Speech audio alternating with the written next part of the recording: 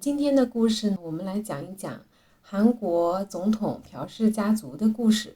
最近看了名声大噪的这个电影叫《首尔之春》，电影拍的呢也非常不错节奏很快多线叙事呢也不凌乱即便是不了解那段韩国历史的人，他也能很容易就看懂转折关键时刻的一个斗争的复杂。那电影是关于政治转折事件的一个详细过程但其中的导火索和背景都集中在一个人和一件事上面，那就是独裁总统朴正熙的遇刺。后来呢，韩国总统朴槿惠就是朴正熙的女儿。那朴槿惠和朴正熙父女二人呢，都登上过韩国总统的宝座。无论在哪个国家，这都是荣耀环绕的一个显赫家族。然而呢，正如首尔之春中所刻画的，朴正熙遇刺后来带来的一个韩国的混乱，朴氏家族似乎有一种悲情的宿命，他们每一代的这个强人都总在荣耀的时刻突然走向悲剧，那连带着国家也走向某种程度的一个迷茫和混乱。那朴氏家族他们每一个人的一生都代表了一个历史，但每一个人的结局呢，又都成就了历史的一个悲怆。那一家五口，每个人的命运都蒙上一层厚厚的灰色。其实这也从一个侧面体现出，攀上政治高位固然是无上的荣耀，但是在一个体制不稳定的国家，这也意味着一个巨大的风险。那开始今天的节目之前呢，欢迎大家订阅我的 YouTube 频道，打开小铃铛，才不会错过更多精彩内容。那我们现在接着说，有些人呢，生来就注定是枭雄。先说说我们朴氏家族的这个核心朴正熙。朴正熙呢是1917年出生于韩国庆尚北道，他也是七兄妹中最小的孩子。朴正熙出生以后，因为家道中落，母亲甚至已经没有奶来喂养他，只好用粥来喂他。他能否活下来？那能活下来都是实属奇迹了。尽管家贫，但他的母亲依然坚持让朴正熙去读书，他也是成绩最好的学生之一。年少时呢，他就痴迷于爱国主义小说的李舜臣还有拿破仑传。那后来呢，朴正熙入学大邱师范学校，在当时被日本统治的朝鲜之下，这是一所皇室教育的日式学校。朴正熙因此开始丧失对文化课的兴趣，转而对军事开始痴迷。毕业之后，那朴正熙在文庆公立小学教书曾经也因为与日本校长不和，将其打了一拳之后愤然的离职。那然而朴正熙却不得不师夷长技以制夷，跟着日本人呢开始自己的军事之路。他给自己改名为高正睦雄，并且他加入到日军。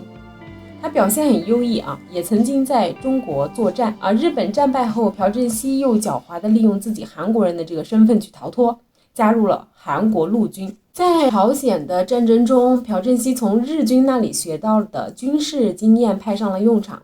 那迅速升迁，后来还去美国军事学校深造。1958年呢，朴正熙晋升为少将，并且担任第一军参谋长。那1959年又任第6军区的一个司令，人生的高光时刻，那相当于终于到来了。那这一年他是42岁。1960年的韩国经济停滞，腐败不堪。那朴正熙自小阅读的《拿破仑传》可能就是在这时候对他有所启发，他开始寻求改变韩国。在试图申请改革无果后，1961年，朴正熙他率领了3000多人的一个队伍向汉城进军政变，并且在汉江桥与守军发生了一个小规模的交火。这一幕也像极了首尔之春中所表现的一个历史。可以说，首尔之春中1979年全斗焕的政变完全就是1961年的翻版。那这也是为什么在电影中的全斗焕说他说他在1961年就这么干过。那毕竟当时全斗焕就是朴正熙手下的干将之一。在美军无奈的默许和多方的一个复杂政治斗争之后，朴正熙事实上他是掌握了临时的最高权力的。那1963年韩国举行总统选举，朴正熙在此次选举中以 46.6% 对 45.1% 的一个微弱的优势，他战胜了民主党候选人的尹普善，终于他当选了韩国的第5届总统。那朴正熙治下的韩国呢，他也搞过5年的经济计划。1961年呢，朴正熙他接手的韩国是一个战后的烂摊子。在朝鲜战争结束以后，韩国一片苍夷，经济它比朝鲜要落后啊。李承晚的经济改革并不是很奏效，导致一直到1961年人均 GDP 只有$100。那农村呢也处于一个极度的贫苦状态。那么在15计划中，朴正熙主导的经济思路是工业化与新乡村运动。这样一来无论是城市还是贫困的农村都迅速发展。韩国的15计划中，年经济增长高达 8.5%， 一下子就扭转到了之前的一个落后的状态。那韩国也正是从这个时代开始发展出口导向的加工贸易，并且呢大力推行基础设施建设。我们耳熟能详的汉江奇迹也就是韩国从贫困家庭跑步进入发达国家行列的经济奇迹，就是从这个时候开始的。那汉江奇迹得名于德国的莱茵河奇迹，因为朴正熙很推崇西德的发展路径，他力排众议建设首尔到釜山的这个高速公路，那就是借鉴了西德对基础设施的一个重视。现代的 LG 还有现代、三星这些企业都是从这个汉江奇迹中走出来的。那然而朴正熙的这个路线它并非完美，在他长达18年的执政当中，尽管韩国的经济增长率高达 9.2%， 但他也饱受诟病。韩国的财阀就是在朴正熙时期被培养出来并且做大的，这也为后来韩国的财阀政治埋下了根。另外呢，朴正熙最受批评的就是专制。据统计，1961年5月中旬到9月中旬，遭到朴正熙军事独裁政权逮捕、监禁和屠杀的进步人士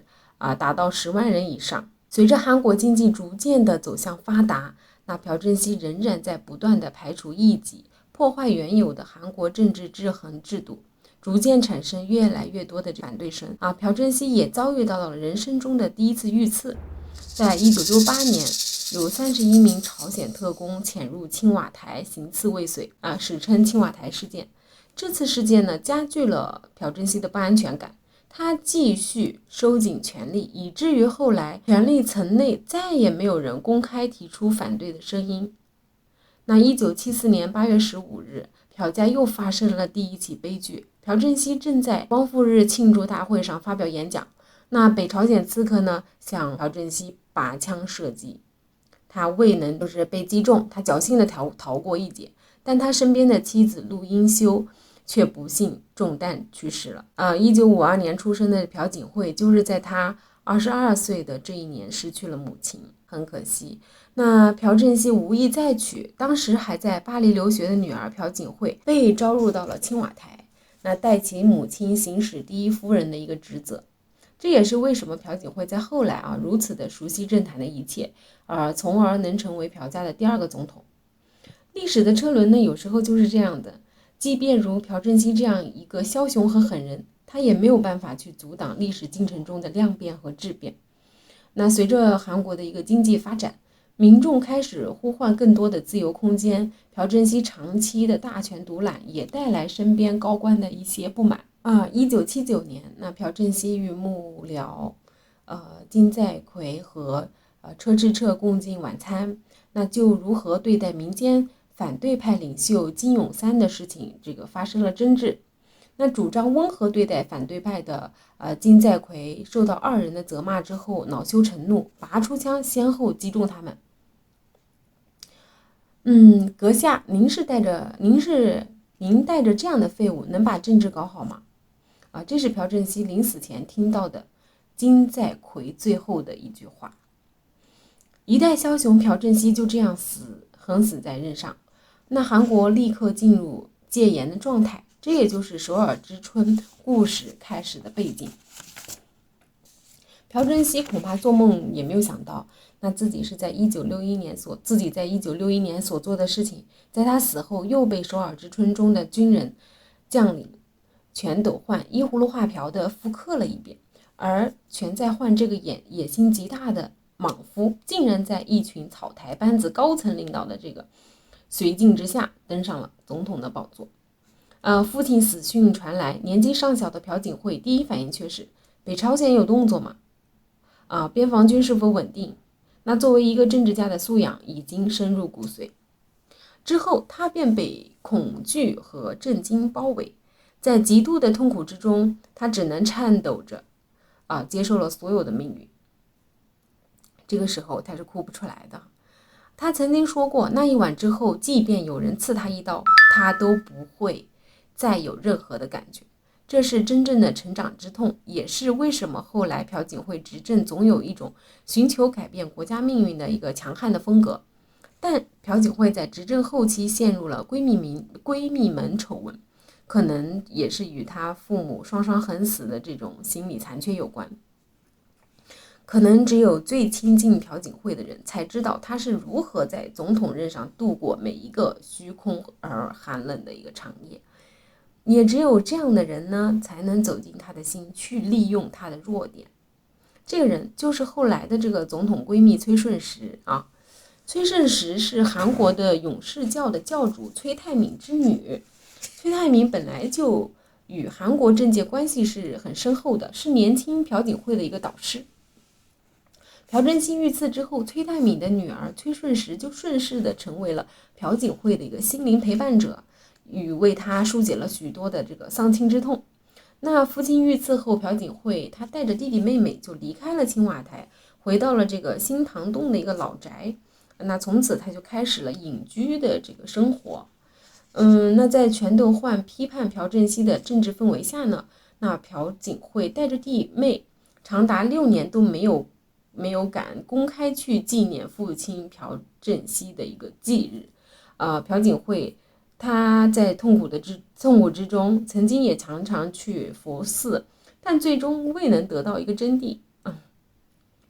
他还试过就是去天主教教堂接受洗礼，也并未给内心带来真正的一个疏解。漫长的黑暗岁月倒是中国的一些书给了他一些力量，包括《三国演义》、冯友兰的《中国哲学史》等等。他可能注定是一个现实主义者所以也只有现实的这种思想才能给他以人生的真正启悟吧。1989年，弟弟朴智婉因吸毒而被拘留了，朴槿惠怒而不去探视导致妹妹朴槿玲从此以后他就对他怀恨在心，最终也成为他的这个反对者。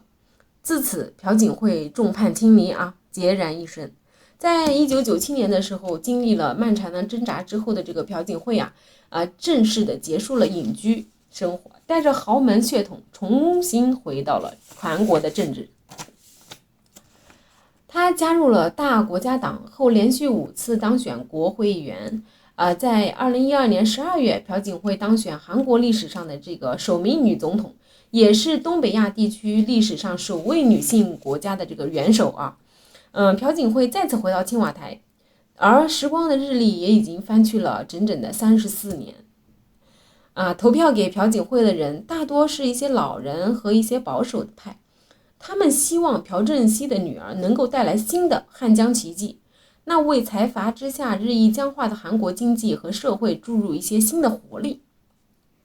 那反对的人呢，那自然也是因为朴正熙，他们认为有其父肯定必有其女，朴槿惠仍然会走向专制。那国民幸福的3大核心课题是朴槿惠的首要执政思想：经济民主化、就业福利。经济民主化其实就是在打击财阀，从而使他招致众多的一个反对者。朴槿惠还以文化繁荣作为这个国家发展的新动力，创建了众多的文化创业园区，用文化产业创造新的就业，那为韩国的经济再腾飞开辟了一条新的道路。那从2014年起，朴槿惠政府将每月的最后一个周三定为这个享受文化日，在影院、图书馆等这些相似的场所推出各种的这种优惠活动，国民的文化消费规模明显增长。那旅游业呢，也是在朴槿惠时期得到了一个很大的发展，尤其是中国的这个游客数量迅速的飙升。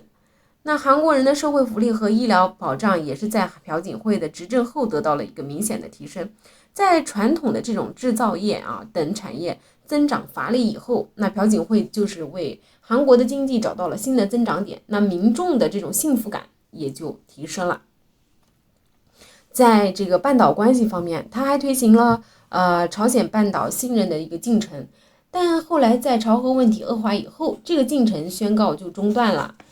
那朴槿惠的执政受到了很多的好评，打击财阀的措施也赢得了民心。那但是在2014年的4月16号，突然发生的事情让整个韩国都陷入到震惊和痛苦。世越号客轮自仁川前往济州岛的时候沉没。304个人遇难了，那其中大部分呢都是高中生。那在黄金救援时间的这个72小时内，现场没有任何的营救行动。海洋的警察厅，韩国的这个国军部队不仅没有作为，还封锁了事发海域，阻挡外界的救援，并且要求美国的这个直升机撤离。世越号的这个事件引发了这个韩国民众的强烈愤怒，朴槿惠也从此开始走向了饱受质疑的一个政治末路。那在2016年，闺蜜门的这个丑闻彻底断送了朴槿惠的这个执政之路。她的好友崔顺实被爆出这个干涉施政，还与财阀之间有利益的输送。丑闻爆发之后呢，朴槿惠被国会弹劾下台了，成为韩国首位被弹劾的一个总统。那执政党新世界党内部走向了一个分裂。2017年5月反对党共同民主党的这个文在寅当选新的一个大韩民国总统。朴槿惠则在2017年3月就已经被收监，18年崔顺实被判刑了20年。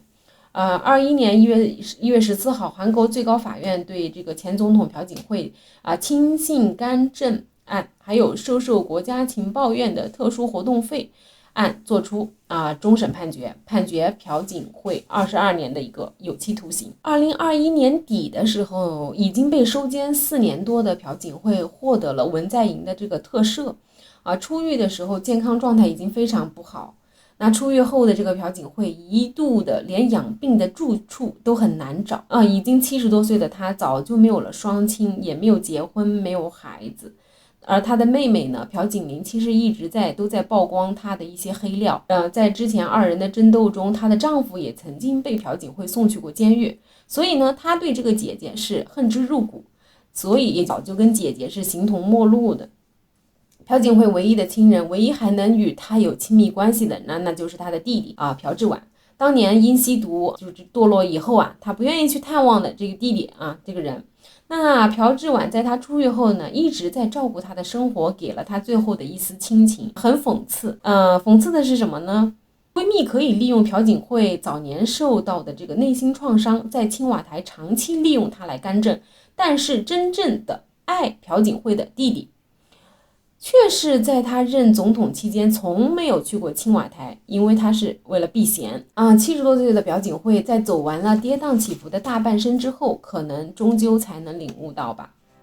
朴氏家族的5口人最终不是很死，就是走向暗淡的人生。这既是电影《首尔之春》的背景板同时呢，也是韩国国家命运历史的悲情侧面。他们始终挣扎在寻找国家正常化的路上，却一次次的遭到命运的这种羞辱。他们走出了朴正熙全斗焕的军人专制，但是却又陷入了财阀的一个沉重桎梏。首尔之春中那位跨过一层层路障以一个人对抗整个无能官僚集团的将领李泰成，也正是韩国政治的一个缩影他们总是不缺乏站出来的孤勇者，就像金在奎，还有草根出身的卢武铉、文在寅。但无论是以前的军人政治，还是后来的财阀政治，都过于强大。韩国的政治制度尚不成熟，党派斗争非黑即白，你死我活